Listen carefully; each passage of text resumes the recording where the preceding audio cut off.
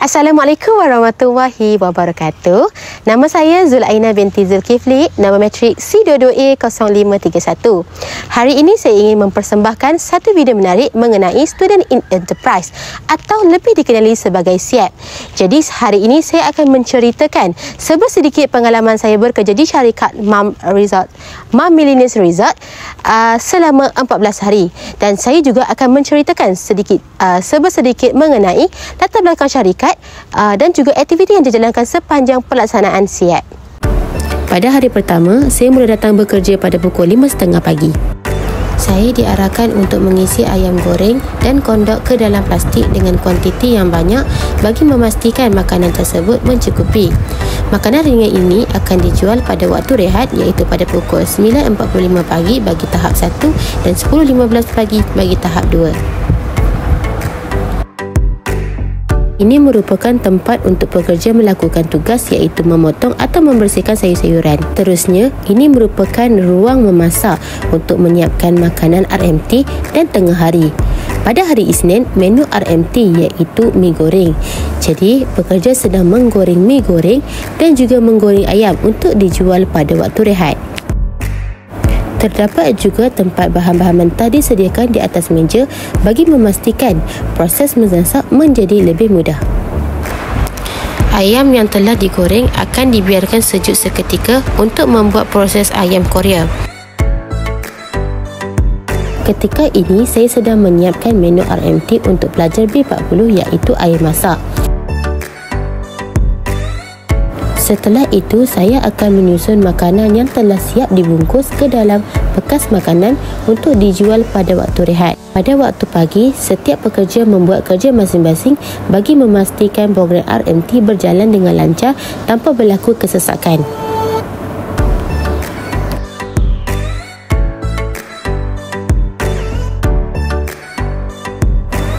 Ini merupakan ruang bagi pekerja untuk menghidangkan mi goreng sebelum disusun di atas meja. Saya juga mengelap meja makan guru serta menyusun kursi bagi memastikan setiap meja bersih dari sisa makanan yang tumpah. Terdapat beberapa menu yang telah dimasak untuk guru-guru. Saya juga akan mengelap setiap tray makanan supaya sentiasa bersih dan kemas. Terdapat juga makanan sampingan seperti nasi lemak, kuih muih dan telur rebus. Setelah selesai, saya mula menyiapkan makanan untuk diagihkan kepada murid yang mendapat RMT.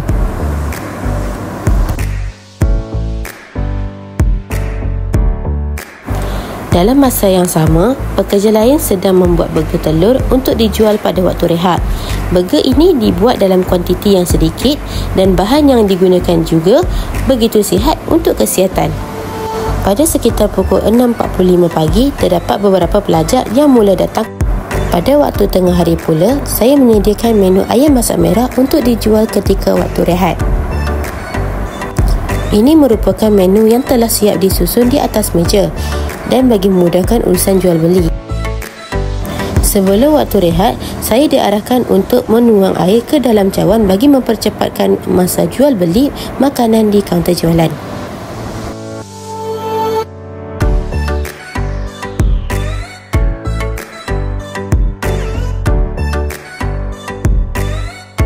Tepat jam 9.45 pagi, murid tahap 1 mula memenuhi kawasan jualan dengan membeli makanan yang mereka minati. Keadaan di kawasan itu kelihatan sangat sesak disebabkan oleh murid-murid ingin membeli dengan cepat. Namun, suasana nampak begitu merah dengan gelagat murid-murid yang sedang membeli makanan.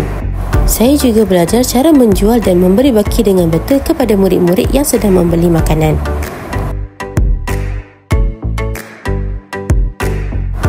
Semua murid sedang menikmati makanan yang telah dibeli bersama rakan-rakan yang lain. Tidak lupa juga terdapat pelajar yang gemar memilih makanan yang lebih berat untuk dimakan.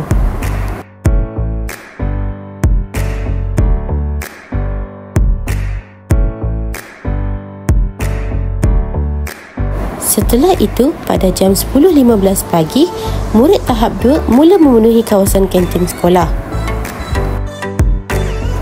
Mereka sibuk membeli makanan yang dijual di kaunter jualan. Pada pukul 10.30 pagi, pembekal ayam mula menghantar ayam untuk dibersihkan bagi kegunaan pada keesokan harinya.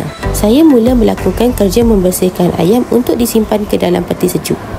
Sementara itu, pekerja lain mula mengemas ruang makan dengan mengejak meja, menyusun kerusi, menyapu sampah serta mengemuk lantai. Kesimpulannya, sepanjang saya melaksanakan aktiviti siap di kantin Sekolah Kebangsaan Batu Lapan atau lebih dikenali sebagai Mom Millionaires Resort, saya banyak mempelajari cara mengurus makanan serta menjaga kebersihan persekitaran tempat kerja. Dan melalui tugasan ini juga, saya dapat mempelajari dengan lebih banyak bagaimana cara untuk melayani murid dengan penuh kesabaran. Dan melalui tugasan ini juga, sedikit sebanyak dapat memberi nilai tambah terhadap diri saya, bagaimana saya untuk menghadapi dunia pekerjaan pada masa akan datang. Dan saya sangat bersyukur kerana diberi peluang untuk menjalani aktiviti siap ini, dan terima kasih kepada syarikat yang telah sedia bekerjasama bersama saya.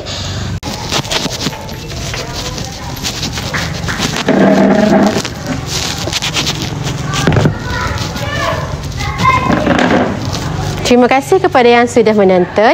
Bye. Assalamualaikum.